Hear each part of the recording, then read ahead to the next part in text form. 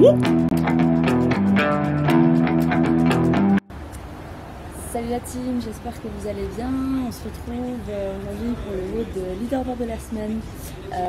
Aujourd'hui, ce sera l'event 6 des Dubai Fitness Championship. Un 4-time avec 75 heavy double under, 30 mètres de sandbag carry lourd, 50 chest to bar et ensuite pareil au retour. Le WOD s'affiche ici. Au niveau des standards, c'est assez simple. Pour les sauts à la corde doit passer 2 fois sous les pieds. On a déjà vu ça plusieurs fois ensemble. Au niveau des sandbags, le seul standard, c'est que le sandbag ne soit pas au sol. Donc il doit être collé à votre torse. Il peut être soit pris collé au ventre, soit il peut être posé sur votre épaule.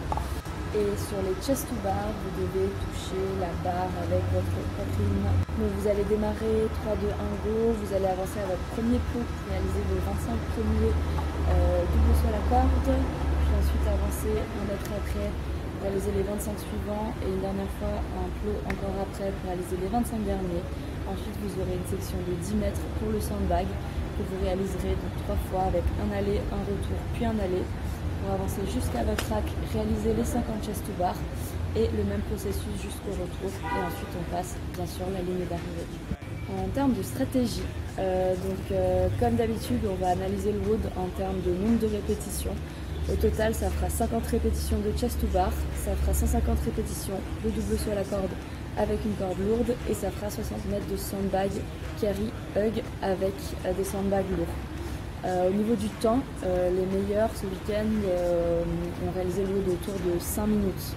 La meilleure fille est passée à 4,38 et le meilleur garçon à 4 minutes 02. Pour réaliser des temps comme ceux-là, en fait, vous devez passer donc 1 minute par atelier.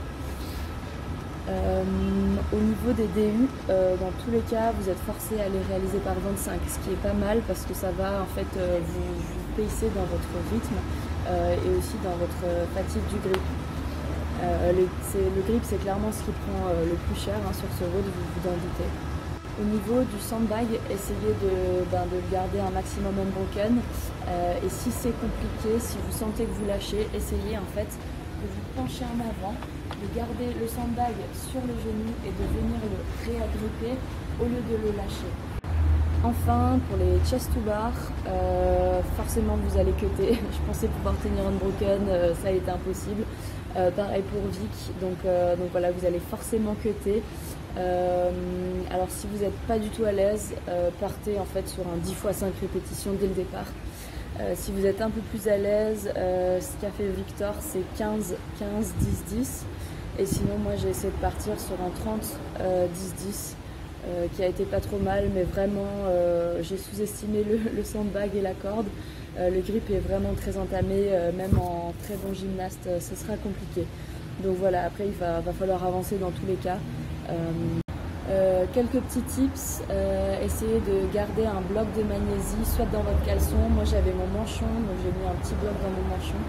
Ça m'a permis au chest de ne pas avoir besoin de pas avoir besoin de réfléchir pour ma magnésie. Réglez bien votre corde, ça va être très important pour vos sauts à la corde. De manière générale, en fait, ce qu'on veut, c'est avoir les 2 pieds au sol, les pieds sur la corde, et en fait, elle vous arrive au niveau des aisselles. Et enfin, sur le sandbag, essayez de croiser vos doigts, ça va vous aider dans votre grip que de simplement venir enlacer le sandbag. Et bon courage à tous, amusez-vous!